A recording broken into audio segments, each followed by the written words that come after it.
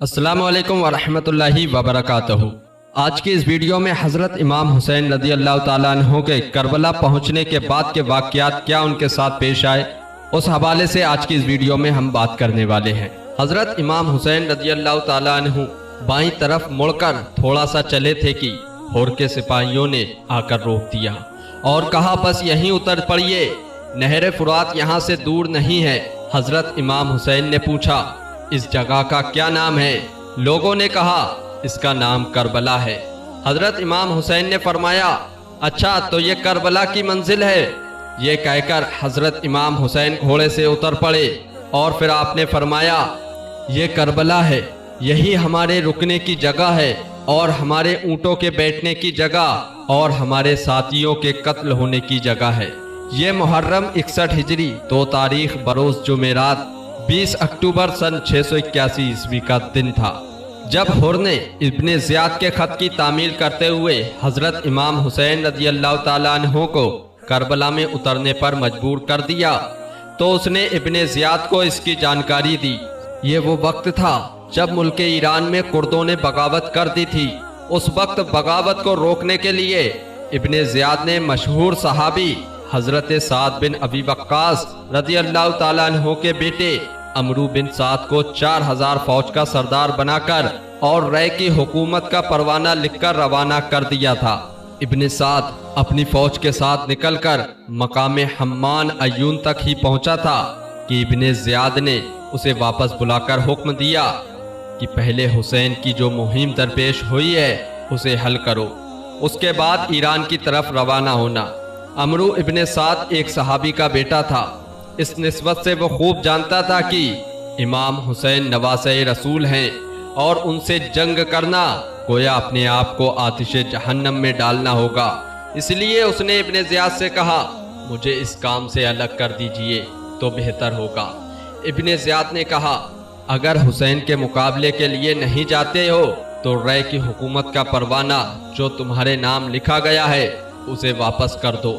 ابن سعد نے اس معاملے پر غور کرنے کے لیے 1 دن کی مہلت مانگی، پھر آخر میں دنیاوی حکومت کے لالچ میں ابن سعد امام علی مقام سے مقابلے کے لیے تیار ہو گیا اور وہی 4000 کا لشکر جو ملک ایران کے لیے اسے ملا تھا اسے ساتھ لے کر 3 محرم کو کربلا پہنچا، یہاں تک کہ ابن سعد کے پاس 22000 کا لشکر جمع ہو گیا۔ ابن سعد نے کربلا پہنچ کر عروہ بن قیس کو حکم دیا کہ وہ حضرت امام حسین کے پاس جائیں اور ان سے پوچھے کہ وہ کس مقصد سے یہاں آئے ہیں اور وہ کیا چاہتے ہیں۔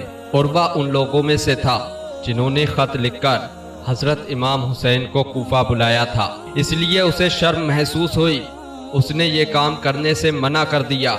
اس کے منع کرنے کے بعد دوسرے لوگوں کے سپرد یہ کام دیا گیا، لیکن ان میں سے ہر شخص حضرت امام حسین کو بلانے والوں میں شامل تھا، اس لیے کوئی بھی آپ کے پاس جانے پر آمادہ نہ ہوا۔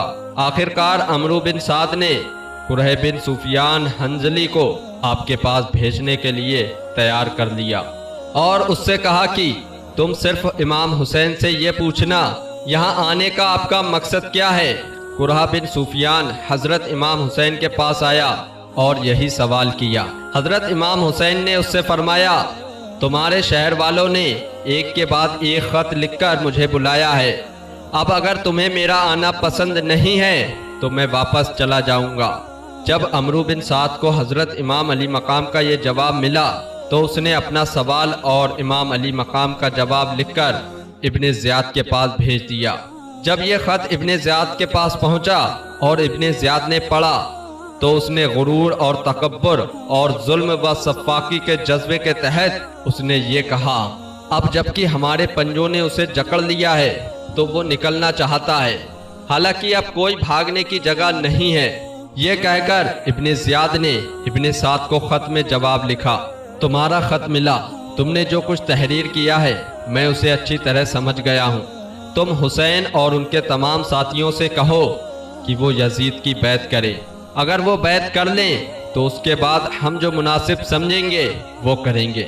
ابن سعد کو جب یہ خط ملا تو اس نے کہا میں سمجھ گیا کہ ابن زیاد کو عافیت اور امن منظور نہیں۔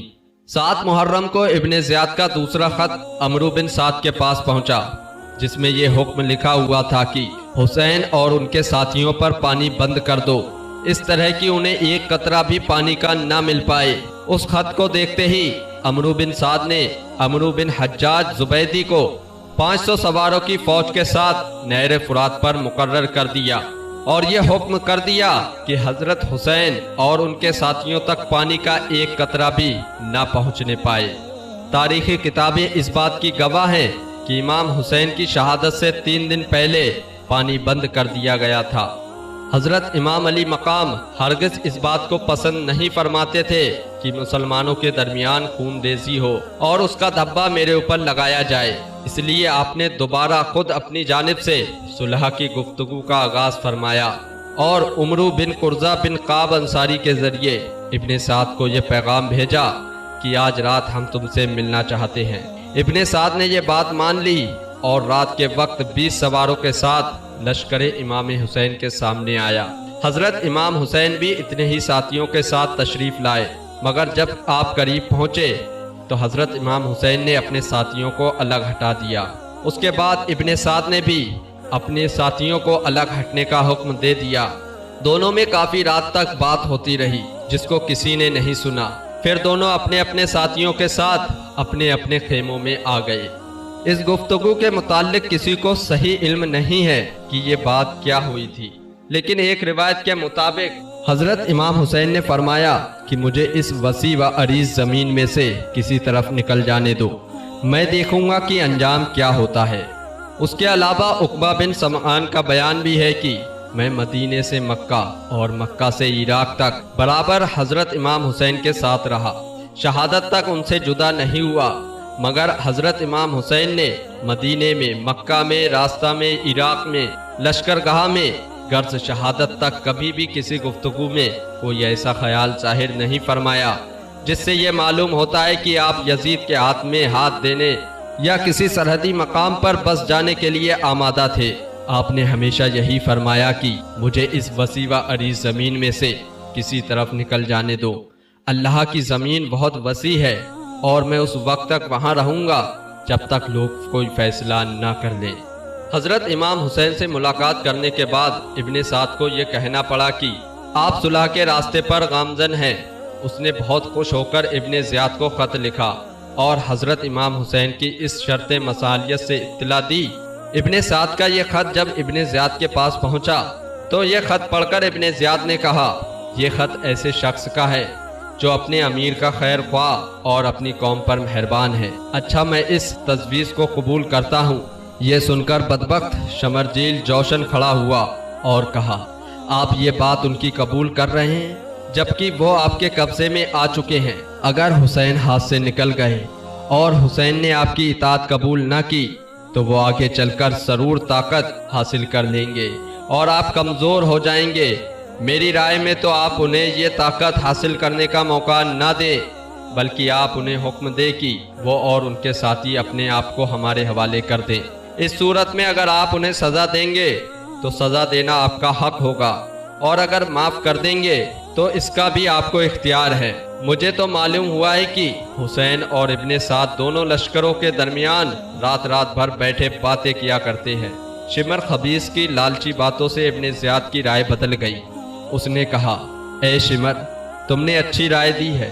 और फिर इब्ने साद को ख़त लिखा कि मैंने तुम्हें इसलिए नहीं भेजा कि तुम हुसैन को बचाने की फिक्र करो और सिफारशी बनकर उनकी सलामती चाहो। देखो, अगर हुसैन और उनके साथी मेरे हुक्म के सामने सर झुकाएं तो उनको मेरे पास भेज दो और अगर वो इनकार करें तो उन पर हमला कर दो।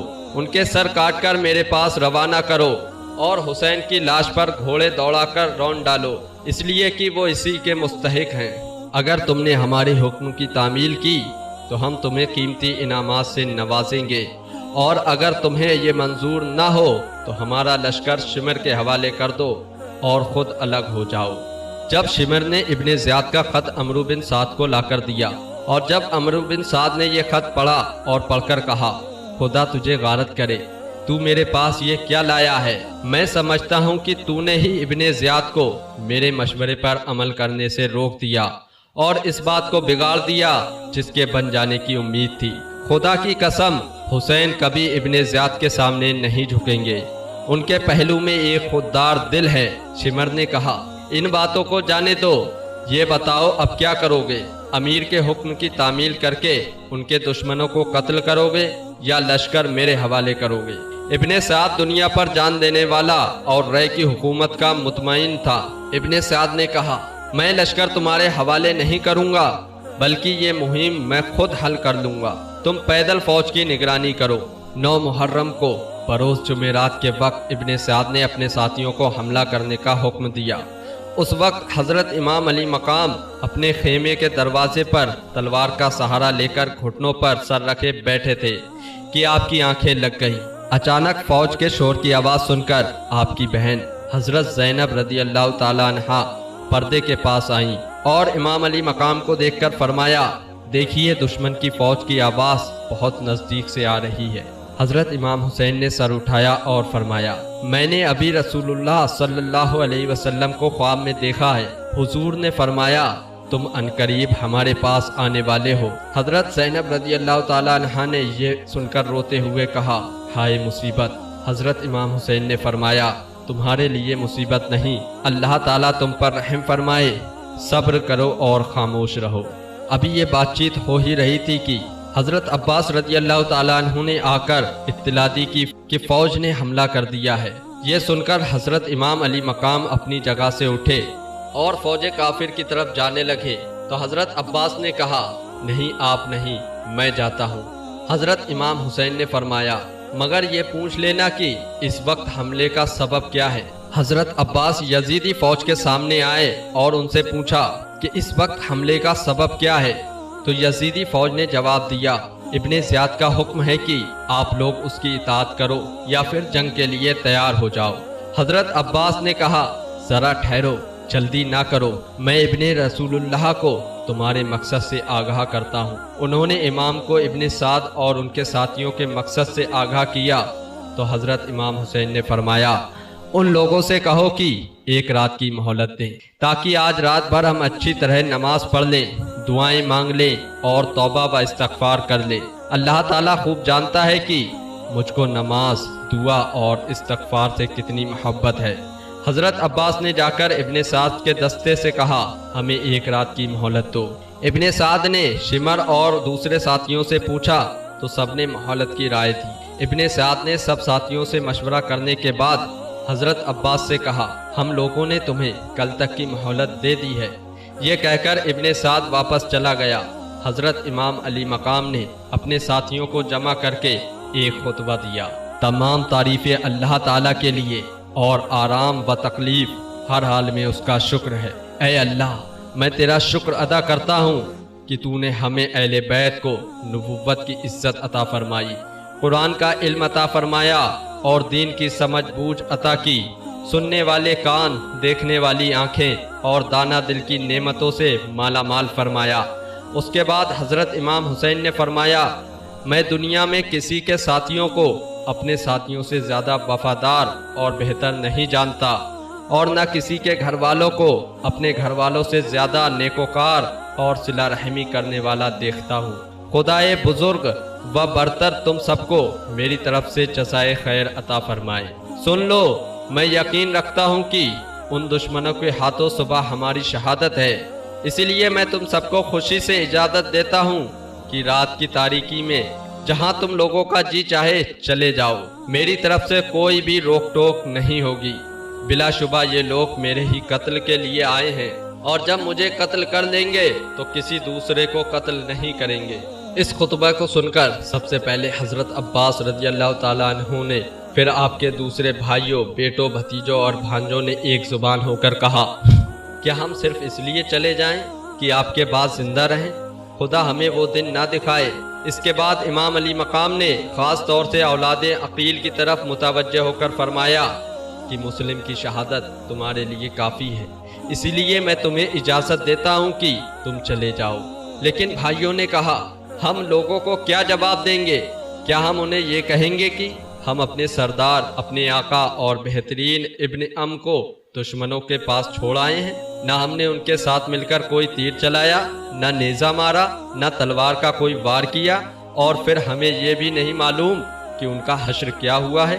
خدا کی قسم ہم ہرگز ایسا نہیں کریں گے، بلکہ ہم اپنی جانیں، اپنا مال اور اپنی اہل و عیال سب آپ پر قربان کر دیں گے، آپ کے ساتھ ہو کر آپ کے دشمنوں سے لڑیں گے۔ اب جو انجام آپ کا ہوگا وہی انجام ہمارا ہوگا، خدا وہ زندگی نہ دے جو آپ کے بعد ہو۔ اس کے بعد اصحاب میں سے حضرت مسلم بن اوسجہ کھڑے ہوئے اور کہا، ہم آپ کو چھوڑ کر چلے جائیں؟ یہ ہم سے ہرگز نہیں ہو سکتا، خدا کی قسم میں دشمنوں سے نیزے کے ساتھ جنگ کروں گا، یہاں تک کہ میرا نیزہ ان کے سینوں میں ٹوٹ جائے گا، اور اس کے بعد تلوار چلاؤں گا جب تک اس تلوار کا قبضہ میرے ہاتھ میں ٹھہر سکے۔ خدا کی قسم اگر میرے پاس ہتھیار نہ ہوں گے تو میں پتھر مار مار کر دشمنوں سے لڑوں گا اور آپ پر اپنی جان نثار کر دوں گا۔ خدا کی قسم ہم آپ کا ساتھ نہیں چھوڑیں گے جب تک اللہ تعالیٰ کی بارگاہ میں یہ ثابت نہ کر لیں کہ ہم نے رسول کریم صلی اللہ علیہ وسلم کے بعد آپ کے نواسے کی کیسی حفاظت کی ہے۔